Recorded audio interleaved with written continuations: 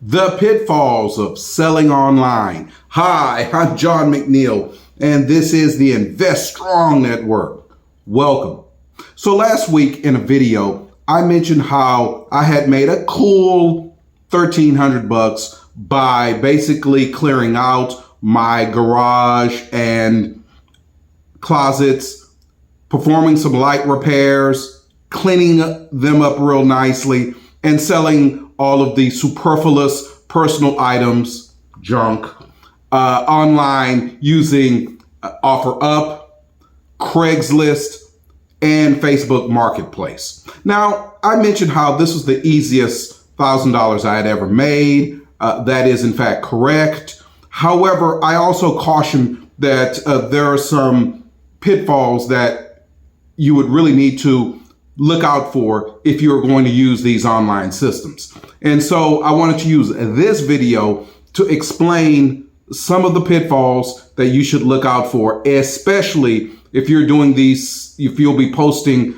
items for the first time. All right. So the first pitfall that befell me was when I had posted an oven and range Samsung brand on OfferUp back in late November. Now, this is the very first time I had posted anything to sell online, and I used the OfferUp system to do it.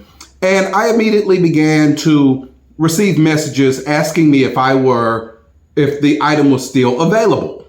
Well, yes, absolutely. In fact, if you're interested in it, just let me know. I would respond. And the people would retort, sure, absolutely, very interested in it. And I'd like to make arrangements to come and pick it up. All right. Wow. Okay. This is great. So how about tomorrow at such and such an hour? And I'll be here at my home here in Houston. Swing by, pick it up. We're good to go. Well, then they say, before I do that, I want to send you a code via text. And I want you to return that code to me. And that way I know that you're a real person and that this is really a deal that I would be interested in.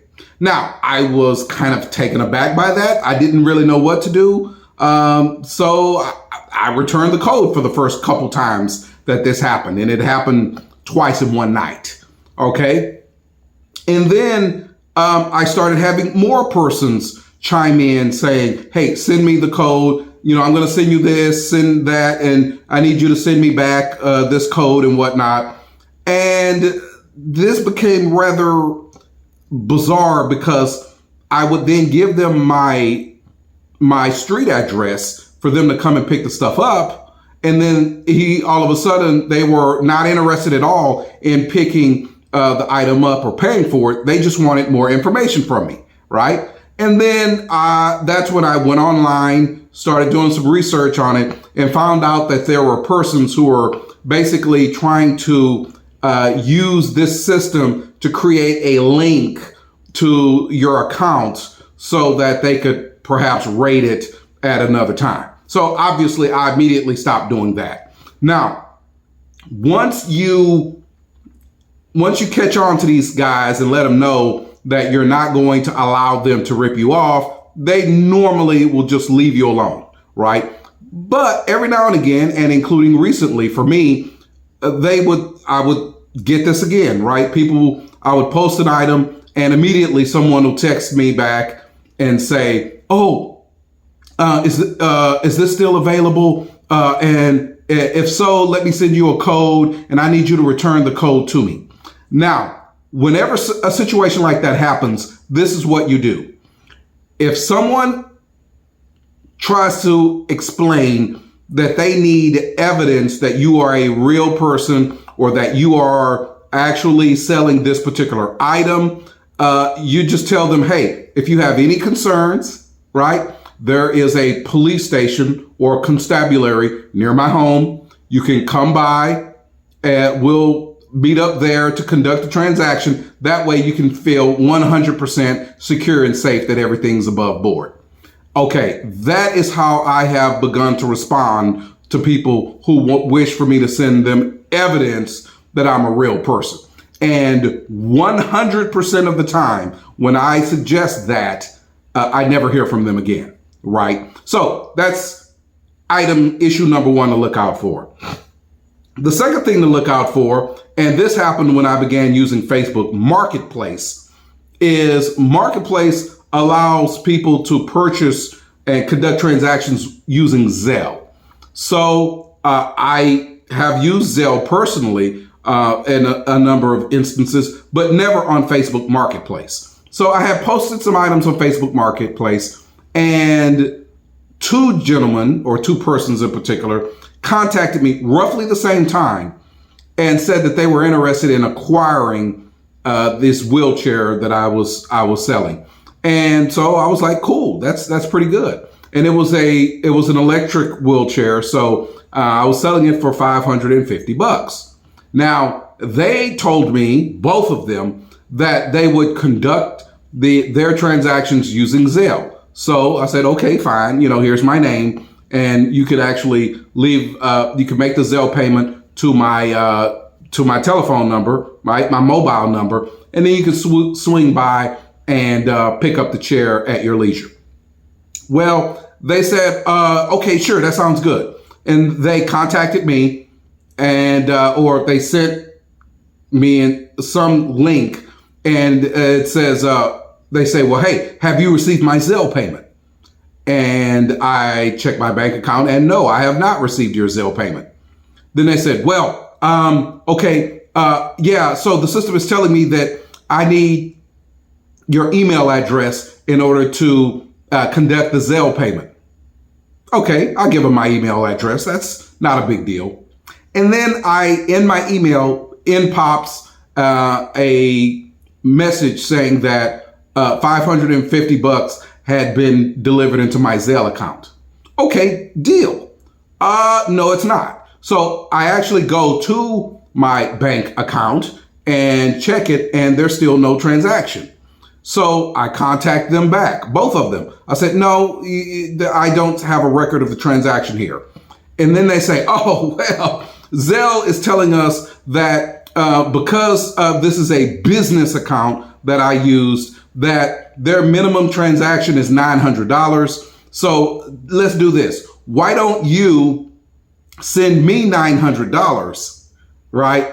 Or I'm sorry, send me $450.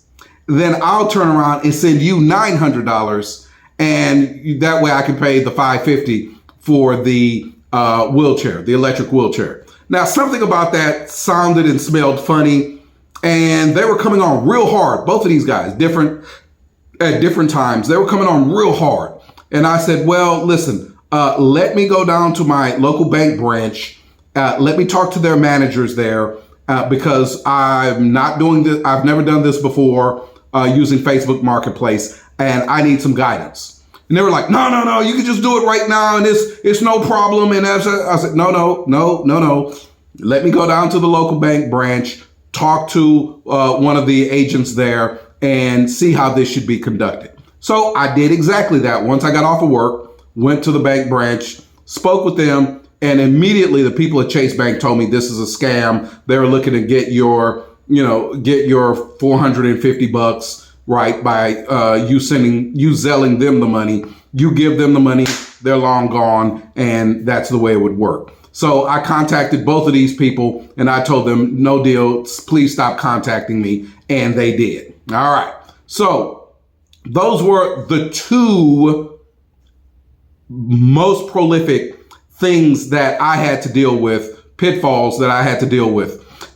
But neither one of those actually cost me anything, any ounce of blood, so to speak, right? They never got any money out of it from me. Okay, so that's great.